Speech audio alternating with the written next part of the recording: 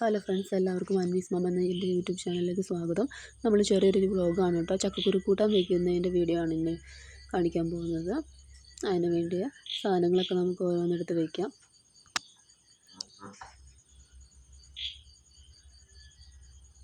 ചക്കക്കുരു നമ്മൾ നേരത്തെ ചിരണ്ടി ഫ്രിഡ്ജിൽ വെച്ചിരുന്നതാണ് കേട്ടോ. അതിനകത്ത് നിന്ന് കുറച്ച് എടുത്തിട്ടാണ് നമ്മൾ ഇത് കൂട്ടാൻ വയ്ക്കുന്നത്.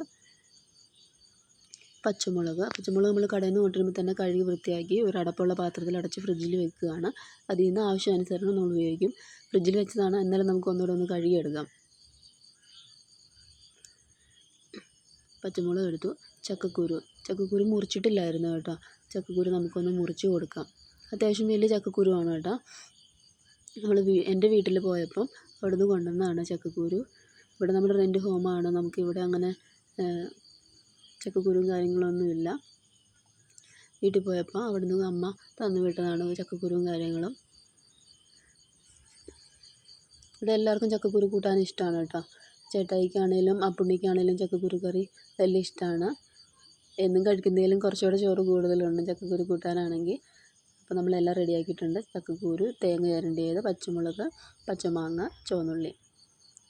ഇതിന് വേണ്ടി അരപ്പ് നേരത്തെ അരച്ചെടുത്തേക്കാം. അരപ്പ് എന്നാ നേരത്തെ അരയ്ക്കുന്നതെന്ന് വെച്ചാൽ ഇവിടെ കറണ്ടിൻ്റെ കണക്ക് ശരിയല്ല കേട്ടോ. കറണ്ട് പോയാൽ പിന്നെ വരാനൊക്കെ പറഞ്ഞു. അപ്പോൾ നമുക്ക് അരപ്പൊന്ന് സെറ്റാക്കി വെക്കുകയാണെങ്കിൽ പിന്നെ ബാക്കി കാര്യങ്ങൾ പുറകെ ചെയ്യാമല്ലോ.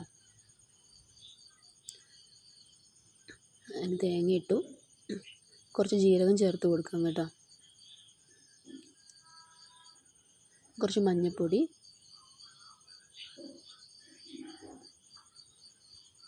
പിന്നെ 2-3 ചുവന്നുള്ളി ആണെങ്കിലും ഞാൻ ഒരാഴ്ചയിലൊന്ന് പൊളിച്ച് ഫ്രിഡ്ജിൽ വയ്ക്കും.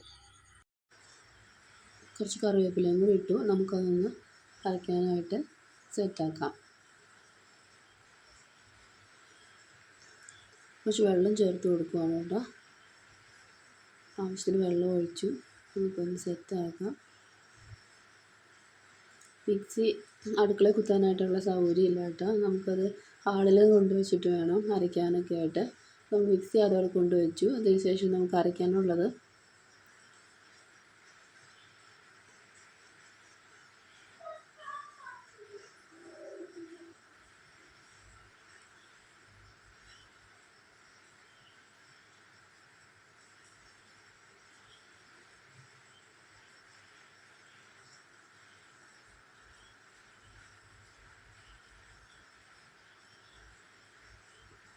നമ്മൾ അരച്ചു കൊണ്ട് വന്നിട്ടുണ്ട്. നല്ല പേസ്റ്റ് പോലെ തേങ്ങ നമ്മൾ അരച്ചെടുത്തു. നമുക്ക് ചക്കക്കുരു വേവിക്കാൻ വയ്ക്കാം. ചക്കക്കുരു നടുവേ കീറിയതാണ്. അത് നമുക്കൊന്ന് നല്ലപോലെ ഒന്ന് കഴുകി കുക്കറിലേക്ക് ഇട്ട് കൊടുക്കാം.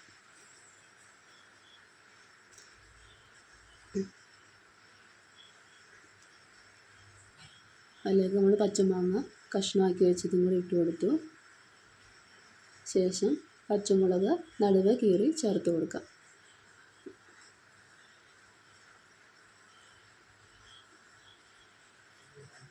നമ്മുടെ എരിവിനനുസരിച്ച് പച്ചമുളക് ചേർക്കാം കേട്ടോ.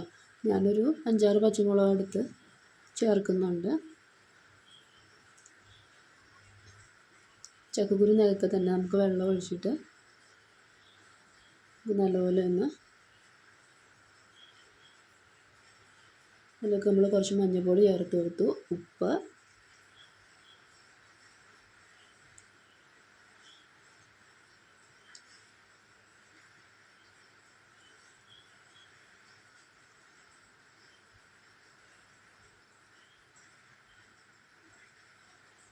നല്ലപോലെ കുക്കറൊന്ന് അടച്ച്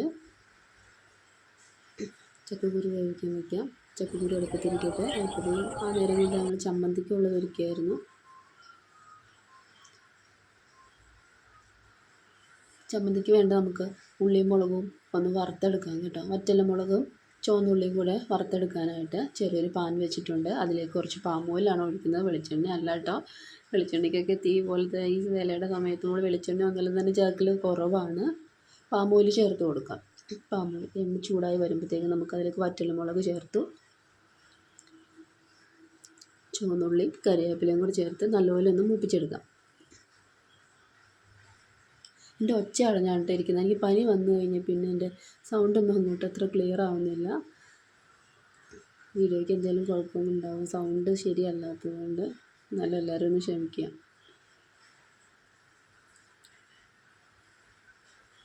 നല്ലപോലെ വറ്റൽമുളകും ചുവന്നുള്ളിയും കറിവേപ്പിലയും കൂടെ നല്ലപോലെ ഒന്ന് മൂപ്പിച്ചെടുത്തതിന് ശേഷം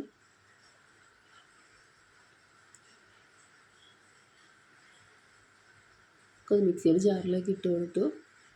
ചെറിയൊരു പാൻ വെക്കാൻ കേട്ടോ. നമ്മൾ കഴിഞ്ഞ ദിവസം മേടിച്ച മീനുണ്ടായിരുന്നു. അപ്പോൾ നമ്മൾ ചെറുതായിട്ട് മീൻ വറുക്കാവുന്ന രീതിക്കാണ് കുറച്ച് മഞ്ഞൾപ്പൊടി, ഉപ്പും മുളക് പൊടിയും കുരുമുളക് പൊടിയൊക്കെ ചേർത്ത് നമ്മളത് നേരത്തെ റെഡിയാക്കി വെച്ചിട്ടുണ്ട്.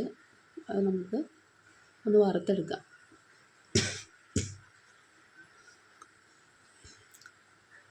പാൻ അടുപ്പത്ത് വെച്ചു. അതിലേക്ക് കുറച്ച് ഓയിൽ ഒഴിച്ചു. മീൻ കഷ്ണം പെറുക്കി വെച്ച് കൊടുക്കാം. തീ നമ്മൾ സിമ്മിലാണ് ഇട്ടേക്കുന്നത്. ഇങ്ങനെ നല്ലപോലെ അവിടെ കിടന്നൊന്ന് മൊരിയട്ടെ. ഇതൊക്കെ നമുക്ക് ചമ്മന്തിക്ക് അരയ്ക്കാം. എണ്ണയിൽ വറുത്ത് വെച്ച ഐറ്റംസും കുറച്ച് ഉപ്പും കൂടെ ചേർത്ത് നമുക്കത് മാത്രമായിട്ട് മിക്സിയിലൊന്ന് കറക്കിയെടുക്കാം. ശേഷം അതിലേക്ക് കുറച്ച് തേങ്ങ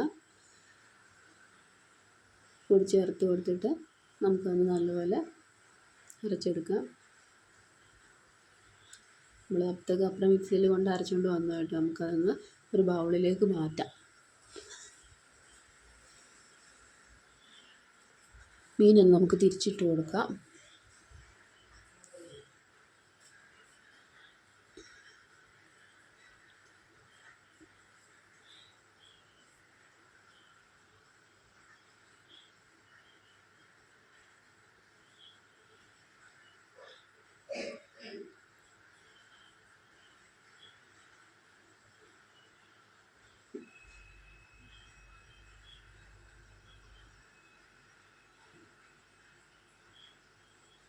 ചക്കക്കുരു നല്ലപോലെ വെന്തുടഞ്ഞിട്ടുണ്ട്.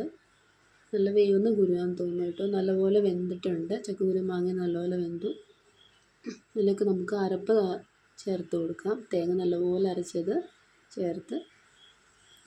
ചില ചക്കക്കുരു ഉണ്ട് അപ്പോൾ ഒരുപാട് വലിയ കഷ്ണം നമ്മളൊന്ന് തവി വെച്ചിട്ട് ഉടച്ചു കൊടുക്കുകയാണ്.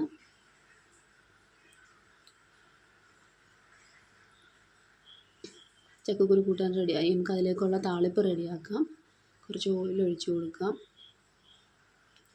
ഈ ഒരു ഫ്രൈ പാൻ്റെ പ്രത്യേകത എന്താണെന്ന് വെച്ചാൽ അത് ഗ്യാസ് സ്റ്റൗവിൽ ഇരിക്കില്ല കേട്ടോ. നമ്മളതിൽ എപ്പോഴും പിടിച്ചുകൊണ്ട് നിന്നിട്ട് വേണം നമ്മളത് ഫ്രൈ ചെയ്യാനാണേലും നമുക്കൊന്ന് കടുക് കളിക്കാനാണേലും അതവിടെ സ്റ്റാൻഡ് ചെയ്യില്ല. കടുക് ഇട്ട് കൊടുത്തു. ചുവന്നുള്ളി, വറ്റൽമുളക്, കുറച്ച് കറിവേപ്പില നമുക്കൊന്ന് നല്ലപോലെ മൂപ്പിച്ചെടുക്കാം.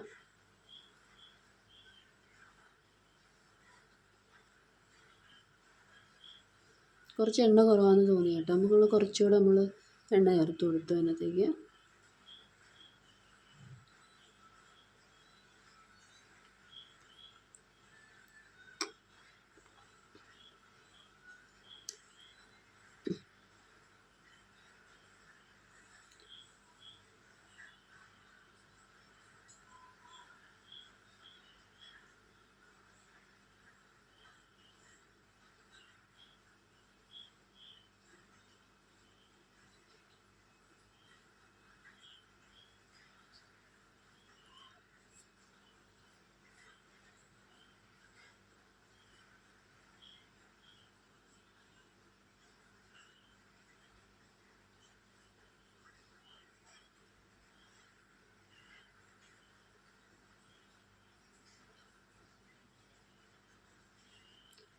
നമുക്കത് കറിയിലേക്ക് ചേർത്ത് കൊടുക്കാം. താളിച്ചത്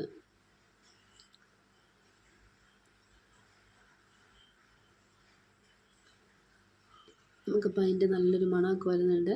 കറി താളിച്ച മണം ഒന്നും പുറത്തൊക്കെ പോകാതിരിക്കാൻ വേണ്ടിയിട്ട് നമുക്ക് നല്ലപോലെ ടൈറ്റ് ചെയ്ത് നമുക്ക് അതേപോലെ തന്നെ അടച്ച് വയ്ക്കാം. അപ്പോൾ കറി ഇവിടെ റെഡി ആയിട്ടോ. നമ്മൾ അടുക്കളയിൽ ഏകദേശം പണികളൊക്കെ ഒതുക്കി